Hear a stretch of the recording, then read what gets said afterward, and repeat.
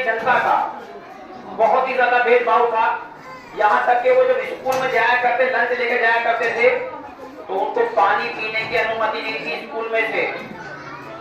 उनको देखा तो एक चपरासी को कुछ तरस आया, वो चपरासी ने कहा कि आपको पानी मैं पिलाया करूंगा, लेकिन जिस दिन वो चपरासी नहीं आया करता था, वो प्यासे रहा करते थे पूरे दिन स्कूल में। अल्लाह का शुक्र है कि मुसलमान इतनी आजादी में सांस ले रहा है, लेकिन इतनी मुसीबत में वो बंदा इतना चमका कि देश का संविधान लिख करके गया, देश का संविधान।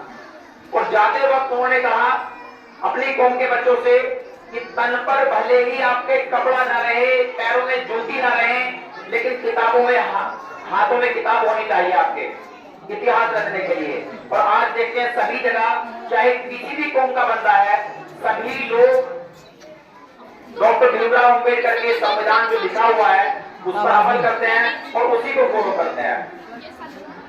तो ये इतिहास है, समय का चक्र है। मुसलमान नहीं समझ रहे इस चीज को, लेकिन सोचना चाहिए जब वो लोग वहां से कहां तक पहुंच सकते हैं, तो फिर भी बहुत आजादी इस समाज में उठने बैठने की, बोलने चालने की, हम क्यों नहीं कर सकते।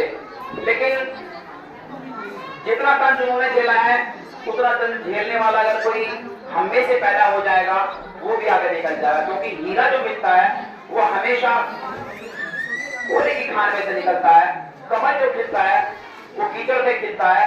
इसी तरह जो हीरो निकलता है वो भी एक श्रम में से निकलता है, गरीब परिवार में से निकलता है। कोशिश करें हम अपने बच्चों को अच्छी से अच्छी तालीम दें और हमारे बच्चे भी नाम कमाएं। लेकिन बस बेहतर यही है, उसकी माँ ने स्कूल में भेजने से पहले कहा था, बेटा अगर तुम्हें तालीम लेनी है तो इस समाज के तंज झेलने पड़ेंगे, अगर आप इस चीज के लिए तैयार हो तो आप जा सकते हैं। उसकी माँ टाइम टू टाइम उसको मजबूती देती रही दिल से। तो हमारी माओ का बड़ा रोल है। हमारी माएं अपने बच्चों को अगर पढ़ी हुई भी नहीं है तो कम से कम ज़हनी रूप से उनको मजबूत बनाएं।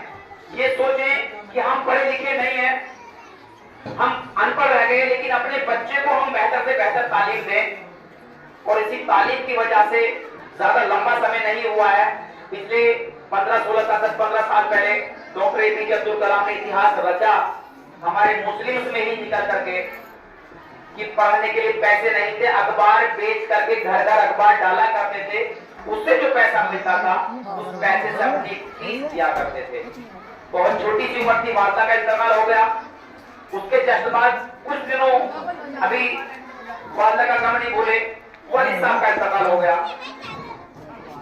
लेकिन अल्लाह का शुक्र था कि उनकी जो बड़ी बहन थी, उनको आपा कहा करते थे, वो गांव के गांव में ही शादी हुई थी।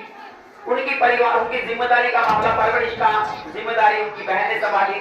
लेकिन अफसोस जैसे ही उन्होंने हाई स्कूल पास किया, उनकी बहन का भी इंतकाल हो गया। तो जिम्मेदारियां सारी जो सर पर साया था वो स्टेप बाय स्टेप सब खत्म होता चला गया। बड़े अफसोस की बात है, लेकिन अल्लाह ने उनको बड़ी हिम्मत दी।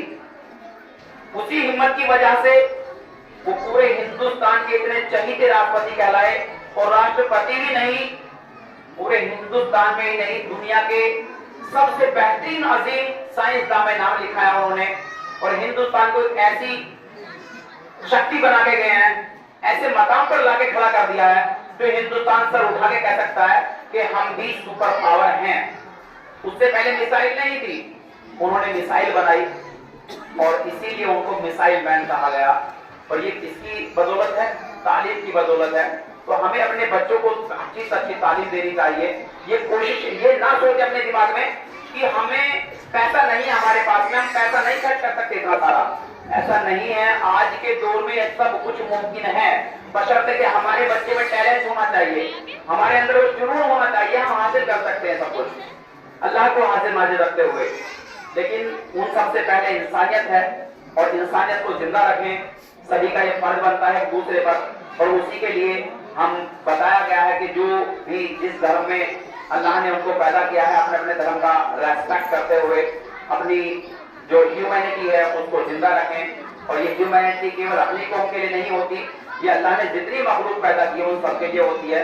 तो हम अपने अपने बच्चों को अच्छी से अच्छी तालीम दिलाने की कोशिश करें। اور بہتر بنانے کی کوشش کریں کہ میں بھوکی رہ جاؤں بٹ میرا بچہ اچھی تعلیم حاصل کر لے. آج ایک ٹائم بھوکا رہ جائے گا لیکن کل ایسا ہوگا کہ میرا بچہ 1000 لوگوں کو کھانا کھلانے والا بنے گا. انشاءاللہ ضرور ہوگا. تو سبھی اپنی اپنے بچوں کی فکر کریں اور کوشش کریں کہ ان کو اچھی تعلیم دیں اور زیادہ سے زیادہ ان کو تعلیم پر فوکس کریں بچوں کے لیے. اس سے